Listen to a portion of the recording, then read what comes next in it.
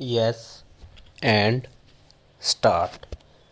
I am happy that the government has emphasized its commitment to non alignment, but in the process of their commitment to non alignment, they have tried to use the phrase genuine non alignment. I shall not quarrel with my friend about words, but what is non alignment? Non alignment is not a mantra. Non alignment is the basic fundamental right of every sovereign country. When we are not committed and there is no prior commitment to any power block, we take our decision on what our policy should be on its merit on any given issue, and if this cannot be genuine, it cannot be non alignment. So, to use the word genuine non alignment in a sense is a contradiction in term.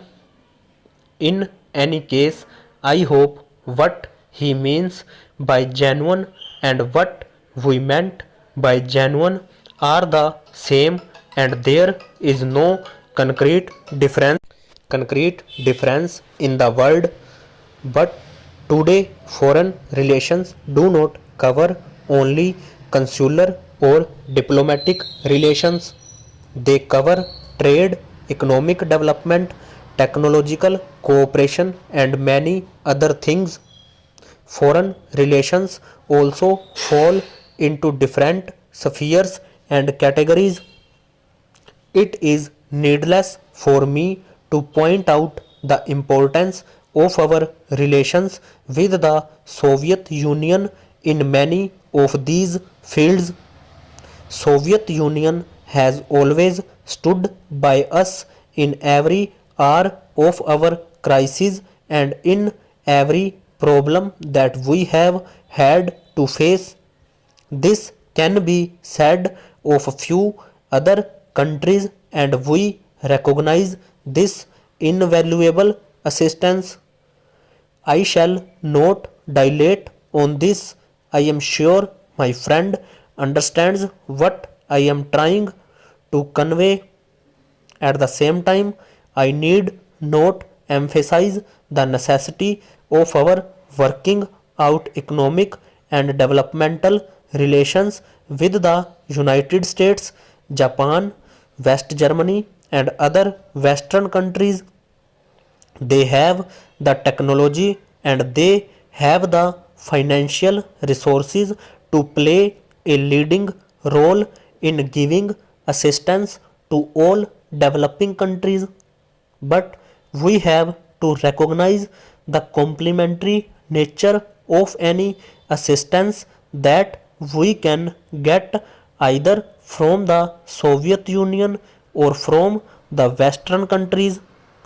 This complementary nature of assistance is very clear and does not require any elaboration.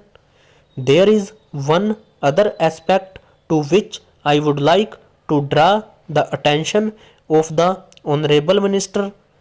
This is very often forgotten. We are not really an underdeveloped country. Next to the United States and USSR, the largest reservoir of technological skills do exist in India. It is unfortunate that we have not been able to utilize fully the technological manpower and trained skills that we have in this country in plenty. However, this very reservoir of technological skills and trained manpower can become a useful element and an asset in our foreign relations. We can, in certain fields, become an aid giving country. Giving of aid does not necessarily mean giving only financial aid, we can very well compete with the so-called developed countries in certain fields, though the export of our technology and skills, such as in sugar, in cement, in textiles, and in many other fields.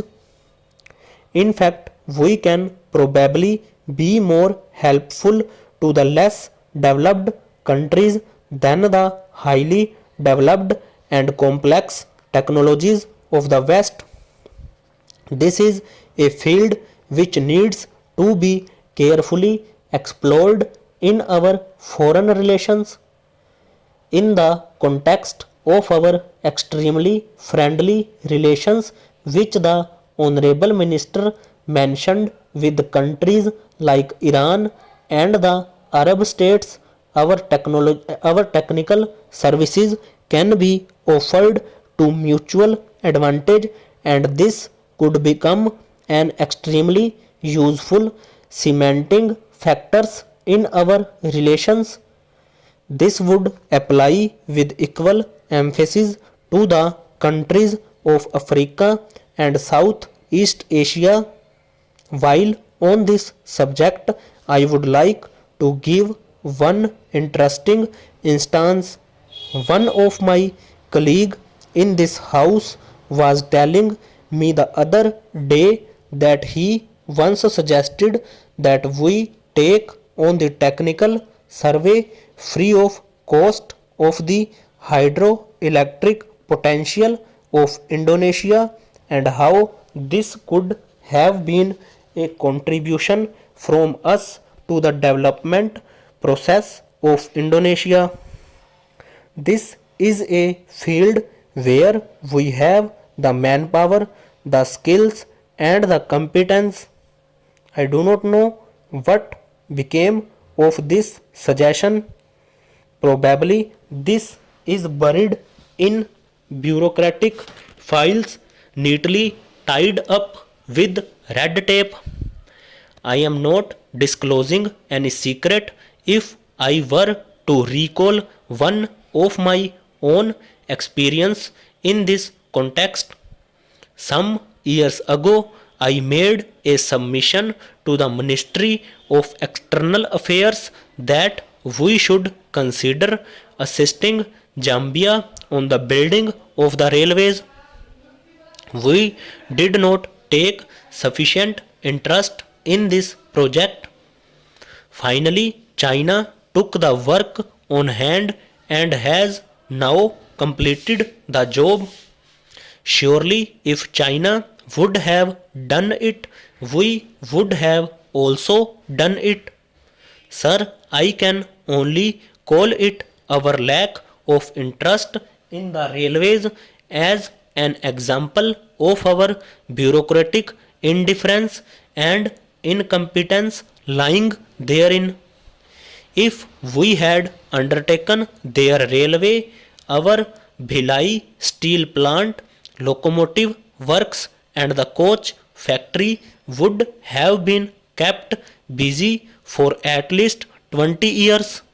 I presume that my friend might say that this should have been raised earlier. Stop over.